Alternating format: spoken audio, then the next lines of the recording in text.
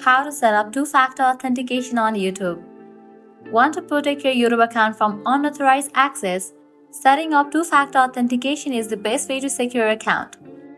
Let's dive in. Launch your preferred browser and then type in myaccount.google.com and then search for it. You'll be directed to this page. Make sure you are logged in with the Gmail account that you have used for your YouTube account. Now over here you're gonna find a different section. Head over to the section of security.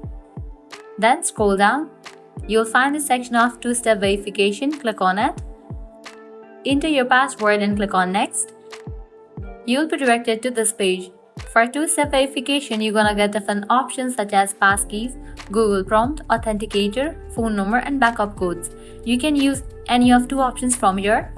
Just go ahead and select the option that you wanna choose, passkeys, Google prompt, authenticator, phone number, or backup codes, and complete the process.